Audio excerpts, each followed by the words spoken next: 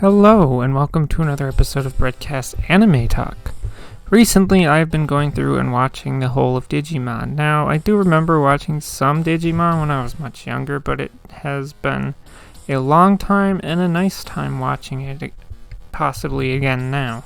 I've been trying to watch things in chronological order, which has actually been easier than watching the Pokemon anime. For this, I, of course, started with the first Digimon movie. I watched the sub version, and man, it was weird. See, here in North America, we got Digimon the movie, which is the 3 original Digimon movies in one, but they cut a bunch of stuff out and slapped it together as one movie. Anyway, after the first movie, I then watched the original Digimon Adventure series, and that was a trip for sure. After that, I watched the second Digimon movie, again watching the sub first and then the dub. Then I watched the second Digimon Adventure series up to episode 21, after which I watched the third of the original movies, starting with the sub and then the dub of it. Then I finished off the rest of the second Digimon Adventure series. After that, there is a series of 6 movies under the Digimon Adventure Tri banner, which follows the same original kids. Then there was supposed to be a 5-episode miniseries that I forget the name of, but I skipped it as there's only 3 of 5 episodes total that are actually finished for this miniseries. Finally, we ended things with the movie Digimon Adventure Final Evolution. So what did I like about what I watched? Well, I really have no complaints about the Digimon Adventure series and Digimon Adventure 2 series, and yes, they actually called the second anime series, well, the second series.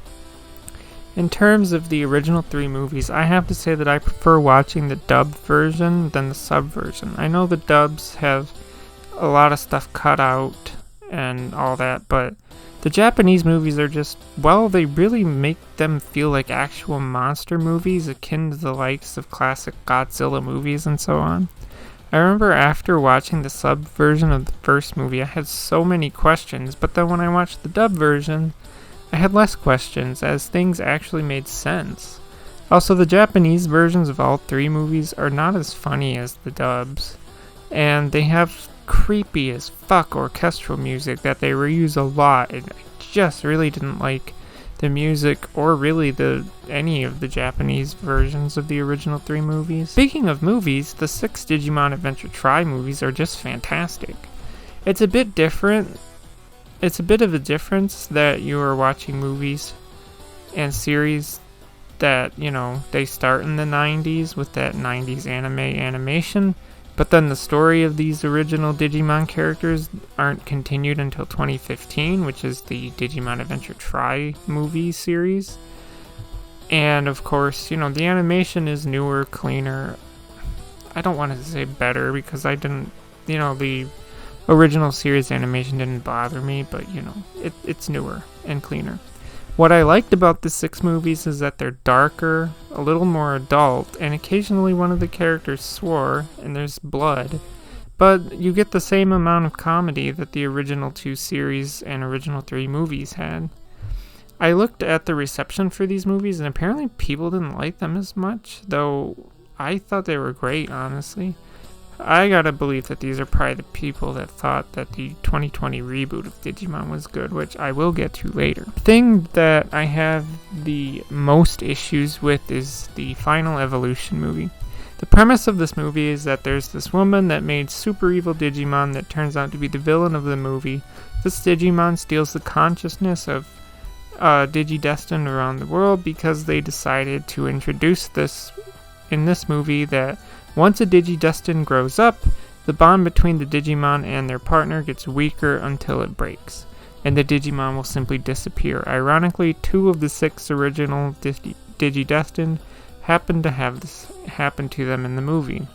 And so this woman uses her Digimon and traps all of the Digidestined around the world as kids with their Digimon in this place called the Neverworld, so that they don't have to go through the pain of losing their Digimon, because she fell victim to losing her Digimon partner. Now, as I'm watching the movie, I kept thinking, oh hey, maybe by the end they'll figure out how to make it so that Tai and Matt don't lose their Digimon partners, because Who could think of something so stupid? Well, they didn't, and it pisses me off so much. I read on the wiki for this movie that the director of the original Digimon Adventure series that had been sticking it out through all of these movies and series, they quit working on this movie because they did not like how it went against the established canon of the franchise so far, and I can see why. I mean, you make it that once these characters grow up, they're going to lose their Digimon partners? Why? Who thought this was a good idea? I mean, I liked that the characters in Digimon actually age, unlike a certain someone from Pokemon, but the idea that they can't keep their Digimon partners forever is the most stupid thing I have ever heard of. It's like saying that once you grow up, you have to stop enjoying things that you enjoyed as a kid, and I firmly disagree with that notion. It makes me more upset that people said that this movie is a good love letter to the franchise and fans of the original Digimon series. Another notion that I swiftly will disagree with forever. Now, I said earlier I would mention it later, so this is where I mention my attempt to watch the 2020 Digimon Reboot, and I couldn't make it past 3 episodes, as this series is really fucking weird. I mean, in the first episode, Tai is just taken into the internet. Yes, not the digital world, the internet, and it looks ugly. It's just a bunch of gray squares, floating cubes, and green lines of light. Tai meets Agumon, and they fight, and he digivolves into Greymon, and by episode 2, they're literally doing the plot of the second of the 3 original movies, the one where the villain launches a nuclear missile and they have to stop it. Yeah, they do that in the second episode of this series. At one point, Matt just appears on Garurumon, and Tai has Greymon, and they talk, and they become friends for the first time in this series. And they have to fight giant Digimon thing, and you know what really sealed the deal for me not wanting to keep watching this series? In the second episode of this series, Matt and Tai are able to have their Digimon form Omnimon, and yes, that made no sense. That was something they couldn't do in the original stuff until the second of the original movies. You know, when the bond between Matt, Tai, and their Digimon were very strong. Here, Matt and Tai barely know each other, they barely know their Digimon, and yet they're already able to form Omnimon? Yeah, I don't think so.